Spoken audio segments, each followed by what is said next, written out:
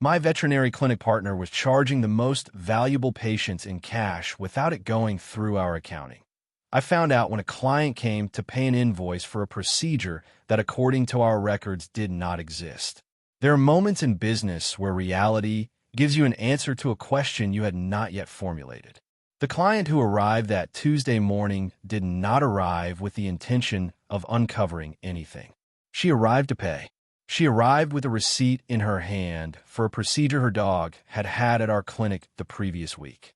A procedure I had not performed. A procedure that, when I reviewed the patient management system, did not exist in any record, but that existed on the receipt the client had in her hand.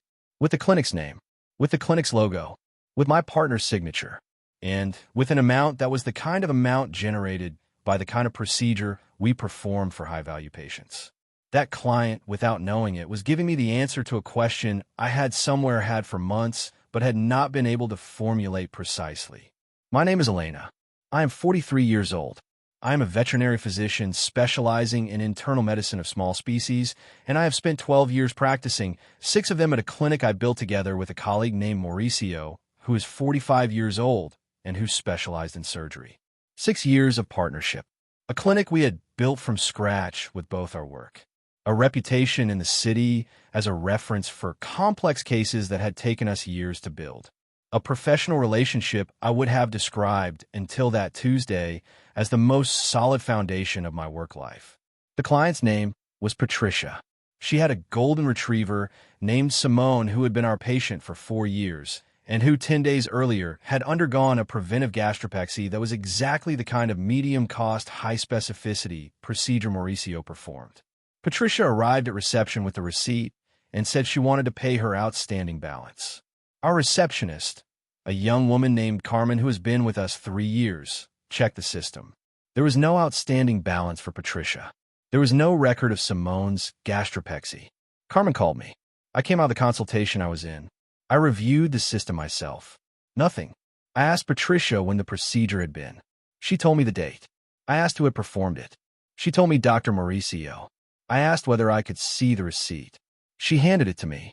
It was an official clinic receipt, with our tax ID, with our logo, with all the correct details, signed by Mauricio, for an amount of 12,000 pesos, that had not entered our bank account, that did not exist in our management system, that nobody in our accounting had seen. I told Patricia there was a small administrative issue and that I needed to verify something before processing her payment. I offered her coffee.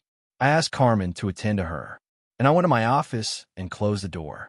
The first thing I did was review the records of all of Mauricio's consultations and procedures in the past 3 months. I looked specifically for surgical and advanced diagnostic procedures, which are the ones that generate the highest amounts. I compared the system records with the physical appointment book Mauricio kept in parallel, because it was his working style. The physical appointment book had entries that did not correspond to any record in the system. In 3 months, 16 procedures, 16 entries in his appointment book that did not exist in our management system. I calculated the approximate amounts based on our fee schedule. The number I arrived at was approximately 140,000 pesos in 3 months that had not gone through our accounting. I did not confront Mauricio that day. What I did was what I had learned to do in situations that required precision before speed, document before acting. I photographed every appointment book entry that had no correlate in the system. I copied the system records that showed the absence of those procedures. I saved the information to my personal email, and I called our accountant. Her name was Rocio, and she had been managing the clinic's accounting for 4 years. I requested an urgent meeting for that same day, without telling her why. The meeting with Rocio was revealing in a way that exceeded what I already knew. When I showed her the 16 appointment book entries without system correlate and asked whether there was any accounting explanation, I was not seeing her response was immediate. She told me no, that the clinic's income should correspond exactly to the services registered in the system, that if there were procedures performed that were not in the system, those incomes did not exist for the accounting. That this was a serious problem in multiple dimensions: fiscal, corporate, and potentially legal. I asked her whether she had seen anything in recent months that had drawn her attention. She took a while. She told me there had been months where surgery income had been lower than expected given the volume of work she understood the clinic was doing, that she had attributed it to natural business variation, that now seeing it with this information, the pattern was different. I called my attorney that afternoon. Her name was Monica, and she had been handling the clinic's legal matters for years. I described what I had found. She told me what I was describing was potentially a diversion of corporate income and fiscal fraud, depending on how the cash charging outside official records was structured. That before confronting Mauricio, I needed to have the complete file. That in addition to the 3 months I had reviewed, it was worth doing a broader audit with Mauricio to understand whether the pattern went back further. She told me I also needed to protect the clinic's records from any possibility of them being altered before the confrontation. I asked how to do that without Mauricio noticing.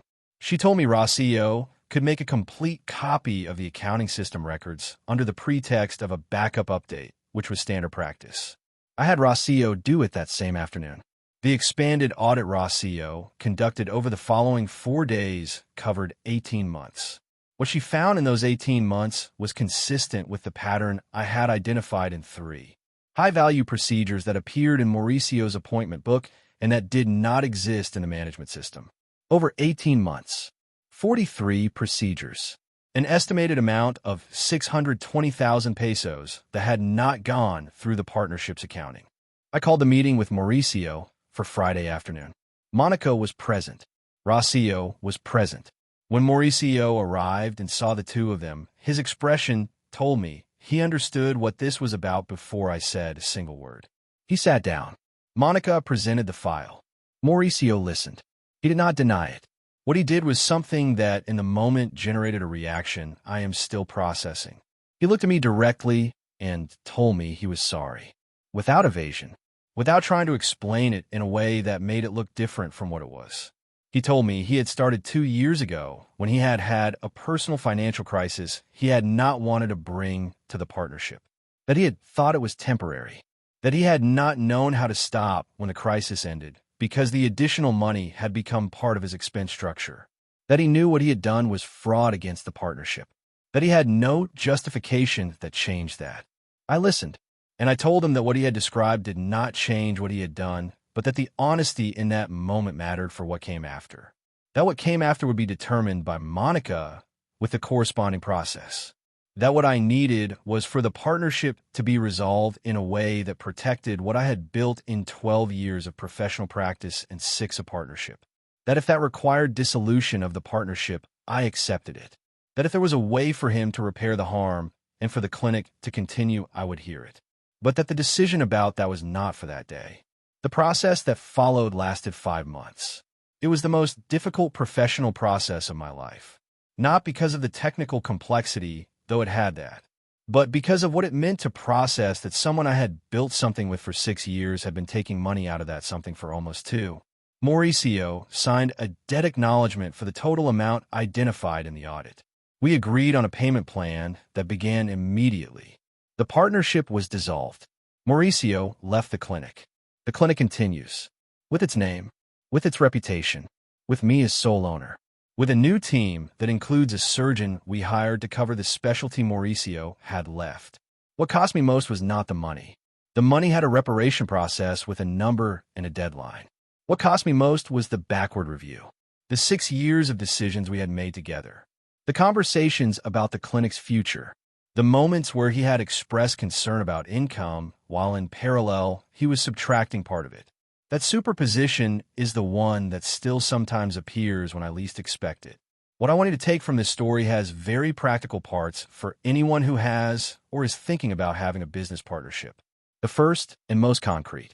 In any business with quantifiable services or products established from the start, a system where every service rendered generates an immediate record in the management system, and where that record is the only valid source for invoicing.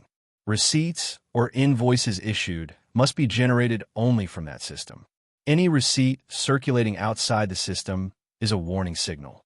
The second, review your business indicators regularly and directly, even if you have a partner who manages a specific area. The comparison between the perceived volume of work and the recorded income is a simple indicator that can detect deviations before they accumulate. The third, if you have a partnership with differentiated access to different areas of the business, ensure that the accounting is equally accessible to both partners. Information asymmetry in a partnership is a risk that does not require bad intent to become a problem. And the fourth, when you discover your partner has been defrauding you, the anger is understandable, and immediate anger almost always produces worse results than documentation first and confrontation afterward with legal representation present. The 4 days of patience cost me emotionally. They saved me professionally. If this story impacted you, comment. Do you review your business financial indicators regularly, or do you trust your partner to do it? Like if you believe business partnerships should have regular cross-audits as standard practice. Subscribe for more real stories. Share with someone who has a business partnership and who might benefit from implementing these controls before they become necessary. Practical tip: if you have a service business with a partner, establish the practice that both of you have independent access to the management system income reports and that both of you review them monthly. Not as distrust, as shared management of something that belongs to both of you. That simple practice makes any deviation visible much earlier before it accumulates.